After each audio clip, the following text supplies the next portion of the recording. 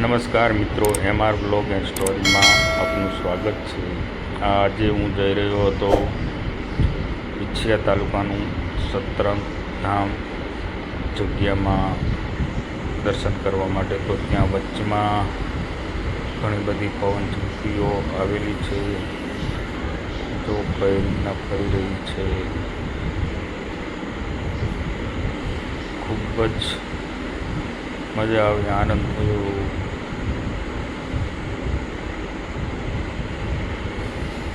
સુંદર જગ્યા ડુંગરા ઉપર છે આ પવનચક્કીઓ, અને આંકડા પણ બહુ જ મોટા છે.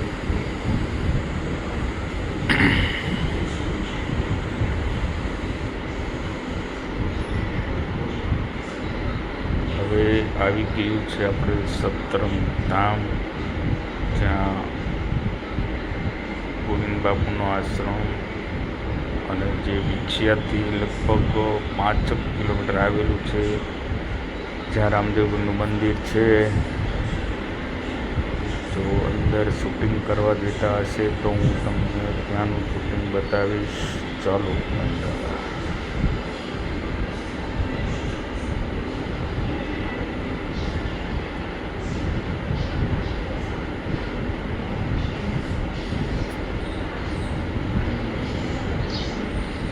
આ મંદિરની અંદરનો નજારો છે. ગણપતિ દાદાની મૂર્તિ, બાજુમાં બંને ઘોડા, હનુમાનજી મહારાજ, શંકર ભગવાન, ઓમ નમઃ શિવાય, બ્રહ્મા વિષ્ણુ મહેશ. ચાલો હવે તમને મેન જ્યાં રામદેવપીર મહારાજના દર્શન કરાવું. તમે જોઈ શકો છો આ મેન રામદેવપીર મહારાજનું મંદિર. સરસ મજાની લાઇટો થઈ રહી છે. ખૂબ જ સુંદર વાતાવરણ છે, અને અહીંયા દર્શન કરવાની બહુ જ મજા આવી.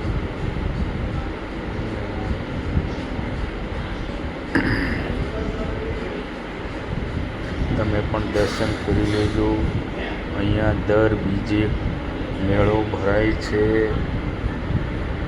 ઘણા બધા શ્રદ્ધાળુઓ દર્શન કરવા આવતા હોય છે. અને ચાલો હવે જઈએ ઉપરના માળે.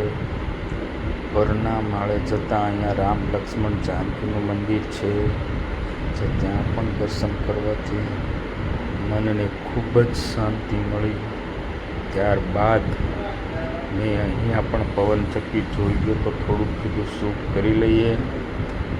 અને પછી કીધું એક ભોળાનાથનું મંદિર આવેલું છે, રામદેવપીર મંદિરનું છે, તેની એક્ઝેક્ટ પાછળ આવેલું છે. ત્યાં પણ તમને હમણાં દર્શન કરવા લઈ જાઉં છું. આ મંદિર ભોળાનાથનું મંદિર છે. સરસ નાળિયેરી છે.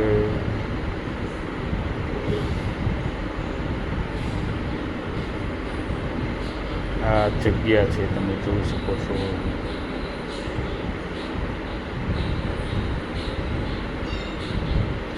ચાલો હવે મિત્રો ભોળાનાથના મંદિર.